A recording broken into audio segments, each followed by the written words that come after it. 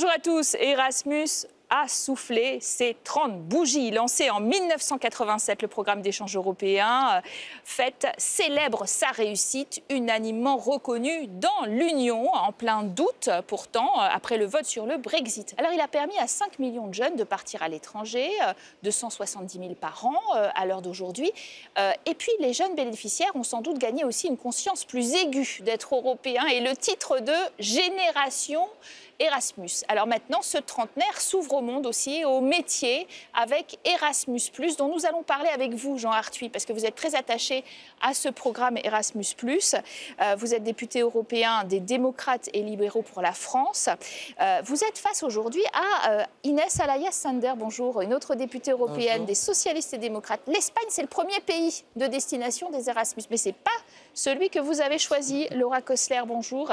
Bonjour. Erasmus à Anvers, vous multipliez les difficultés linguistiques parce que vous êtes autrichienne, vous êtes à l'université catholique d'Anvers, néerlandophone. Et vous êtes en face d'un ancien Erasmus, Léo van der Melkebeek. Très bien, qui est français, contrairement à ce que ça nous semble indiquer. Mes ancêtres bruxellois, mais je suis français.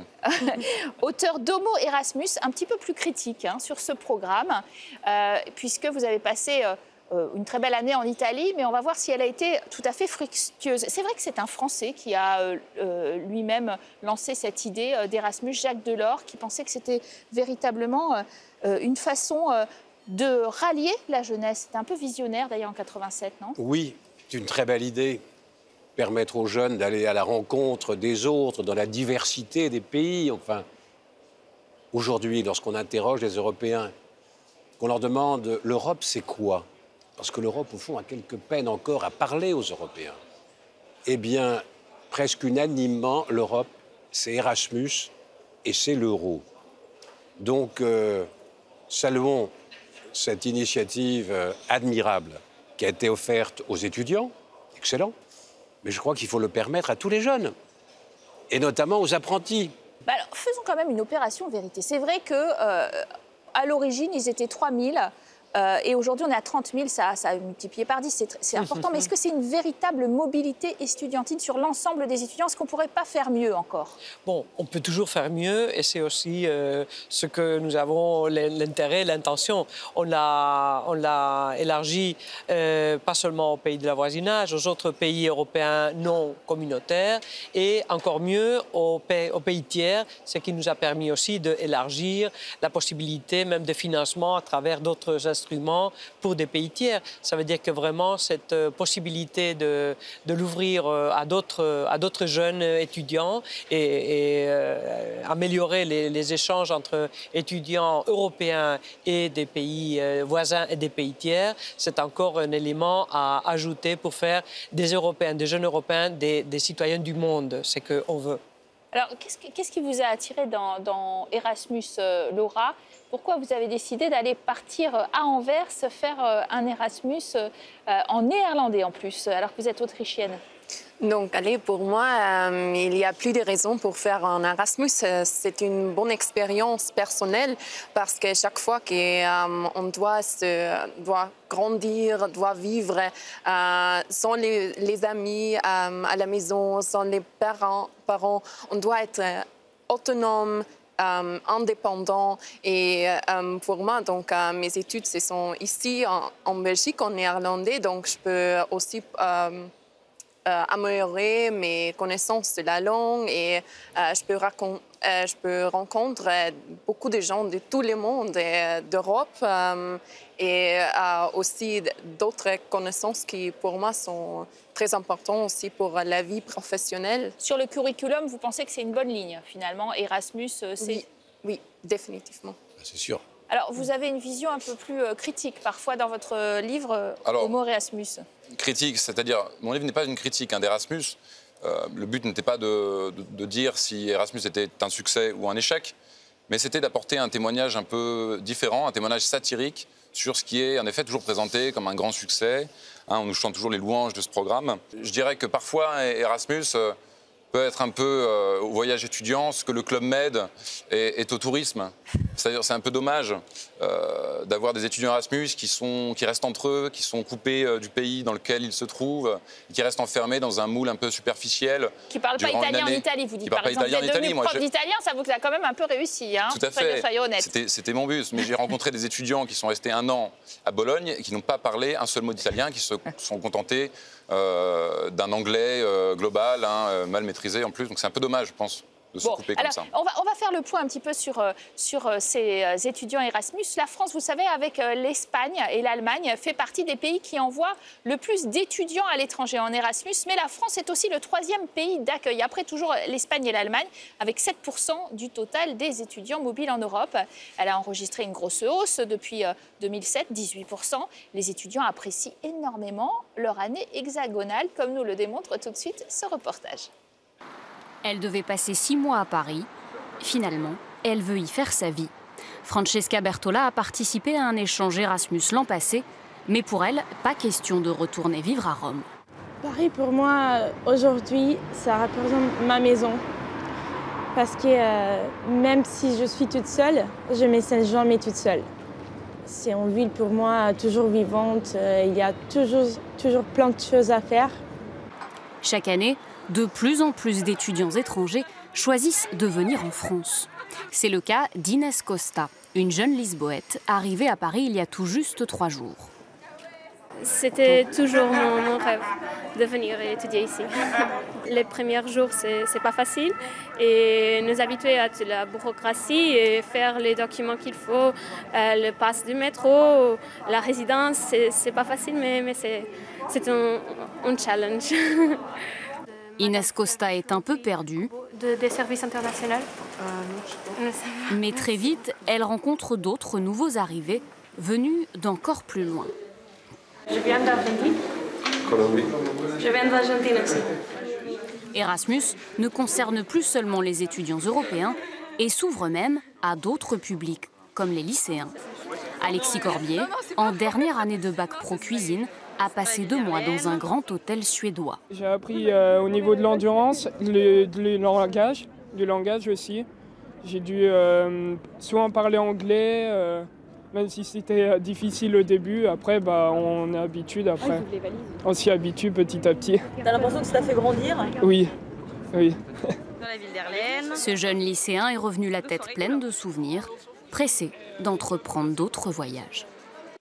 Alors, vous êtes contente, hein, c'est votre pays qui est à l'honneur avec la France et l'Allemagne dans les pays les plus désirés des étudiants.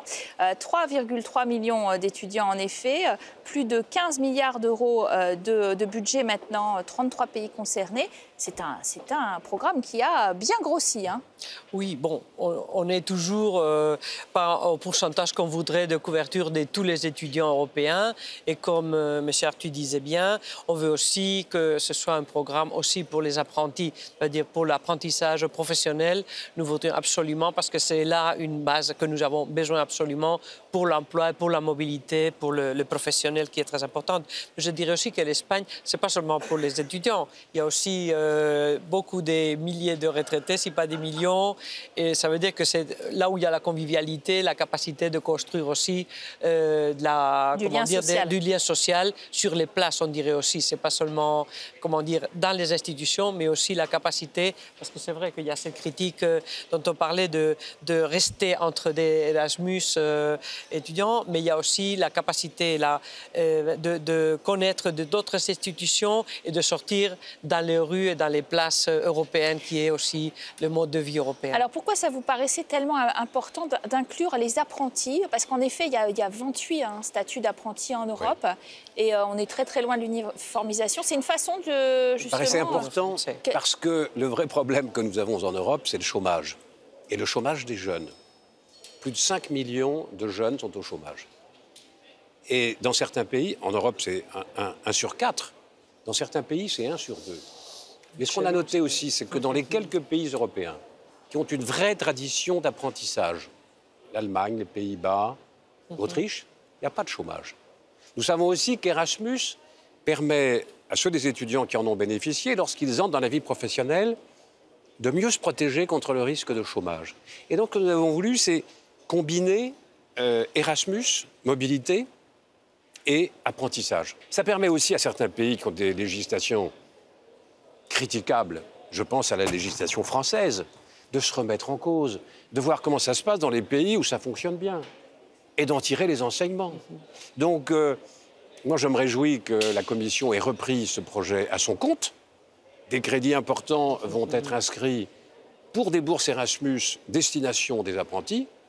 On parle de 400 millions, c'est quand même significatif. Et puis de mettre sur la table un projet législatif de cadre type d'apprentissage de qualité en Europe. Alors, c'est vrai que les bourses, elles sont un petit peu différentes d'un pays à l'autre. Hein. Ça, c'est pas harmonisé non plus. Hein. Les stages, les indemnités de stage non plus, etc. Est-ce que, quand on parle de paperasserie, vous entendez dans ce petit reportage parler de paperasserie et c'est très compliqué à remplir, etc. C'était le sentiment que vous avez eu? Non. Je veux dire, pour moi, en Autriche, ça va, les processus n'est pas très compliqué, je crois.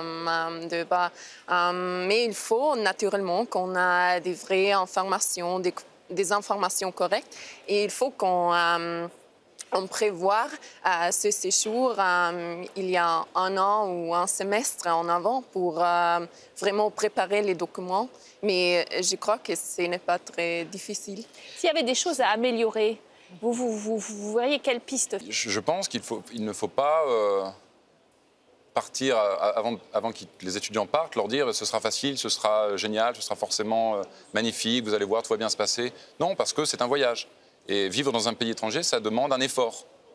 Et c'est un effort que parfois les étudiants découvrent sur place et ne sont du coup pas prêts à fournir. D'où cette facilité de rester entre étudiants Erasmus en parlant anglais.